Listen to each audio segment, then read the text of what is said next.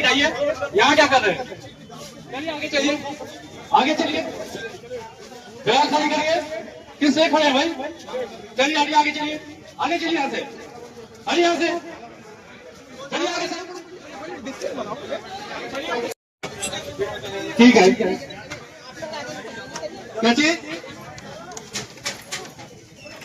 चलिए यहाँ बैरियर लगा दीजिए, यहाँ से बैरियर लगा दीजिए, बैरियर लगा दीजिए, बैरियर।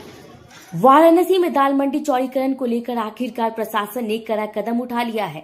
बुधवार सुबह से ही दुकानों को खाली कराने की प्रक्रिया शुरू हो गई है। वहीं मंगलवार की देर शाम प्रशासन ने माइक से अनाउंसमेंट कर स्पष्ट चेतावनी दी थी कि जिन दुकानों और मकानों की रजिस्ट्री पूरी हो चुकी है उन्हें तुरंत खाली किया जाए। वहीं सुबह होते ही प्रशासनिक अमला मौके पर पहुंचा और जिन दुकानों की रजिस्ट्री हो चुकी थी उन्हें खाली कराना शुरू कर दिया और अब ध्वस्तीकरण का भी कार्य शुरू हो चुका है। यह वही इलाका है जहां लंबे समय से चौड़ीकरण को लेकर चर्चा चल रही थी। कल जनवार्ता ने सबसे पहले यह खबर आप तक पहुंचाई थी और आज से इस पर प्रशासनिक एक्शन शुरू हो गया है। सूत्रों के अनुसार प्रशासन उन मकानों को भी चिन्हित कर रहा जो अवैध रूप से बनाए गए हैं या जिनके मालिक अभी तक सामने नहीं आए हैं। नोटिस और गजट के बाद अब कार्रवाई का वक्त आ गया है। वहीं आपको बता दें कि संभावित विरोध या किसी अप्रिय घटना से निपटने के लिए मौके पर भारी पुलिस बल की तैनाती की गई है।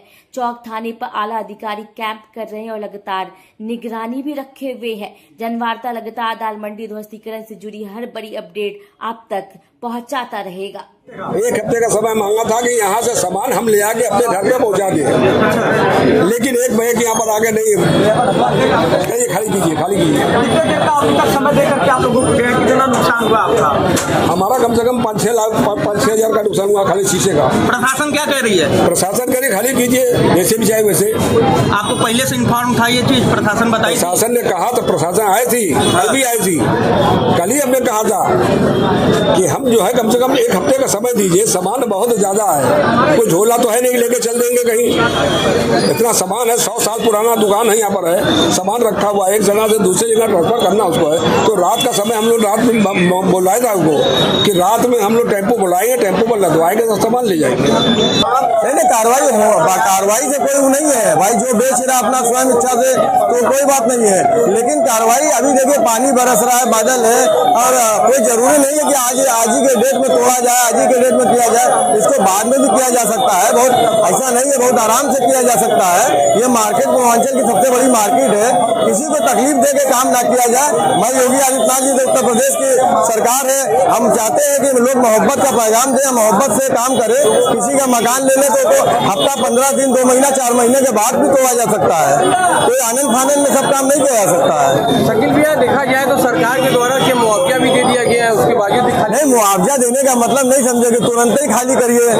मुआवजा आपने दे दिया, सरकार के अंदर लिखा गया है, अब आप तो उसको ले ही सकते हैं, बाद में भी ले सकते हैं, कोई जरूर नहीं कि आज ही के डेट में ले लें। तो फिर आज किस तरह का विरोध हो रहा है? अब ये देखिए क्या है, मार्केट खुली है, दिन में आके अपना जब हो रहा है तो ठीक नहीं है, हमारे हिसाब से तो ठीक नहीं है भाई, सरकार जाने। तो आप क्या करते हैं सरकार? हम सरकार से यही चाहते हैं कि जो भी बेच रहा है, जिसकी स्वयं अपनी इच्छा मर्जी से ले रहा है तो उसको रहने दें, उसको लेने दीजिए। ले रहा तो बेच रहा तो बेचने दे, बेचने वाले को तो कोई रोक नहीं सकता है, जो बेच रहा है बेचने वाले को नहीं रोक सकता है। लेकिन सरकार को धीरे धीरे हर काम करना चाहिए। करोड़ों लोग इस इलाके से गुजर गए, कोई जाम की समस्या नहीं रही, कोई ऐसा नहीं रहा कि जाम में समस्या है। मार्केट खराब हो रही, बाजार खराब हो रहा है। क्या महाकुंभ ऐसा भीड़? अरे महाकुंभ में बनास की ऐतिहासिक भीड़ आई थी महाकुंभ में। मैं अमिताभ दीक्षित, यहाँ का स्थानीय निवासी। किस तरह अधिकारी के द्वारा यहाँ पे लापरवाही हो रही है? देखिए वर्तमान समय में वाराणसी में इस चौक और गुदौलिया के क्षेत्र में जिस तरीके से यातायात की दुर्व्यवस्था फैली है, उसको देखते हुए जिस तरीके से संसार में परिवर्तन का नियम है और परिवर्तन ही इस सृष्टि का विधान है, इसी को देखते हुए आने वाले समय को देखते हुए रास्तों को चौड़ीकरण का प्रारंभ किया गया है, जिससे तमाम लोग, कुछ लोग लाभ में होंगे, कुछ नुकसान में होंगे, कुछ प्लस में होंगे, कुछ माइनस में होंगे, लेकिन सृष्टि के नियमानुसार, परिवर्तन के नियमानुसार इन चीजों का होना जरूरी है ताकि लोग सुगमता पूर्वक आवागमन आ जा सके।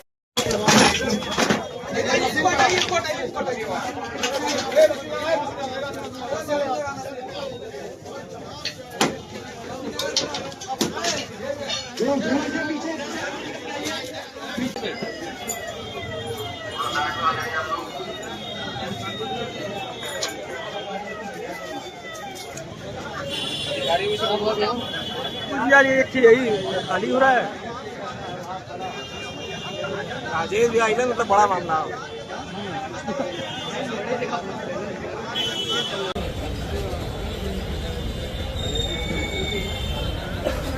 हाँ भैया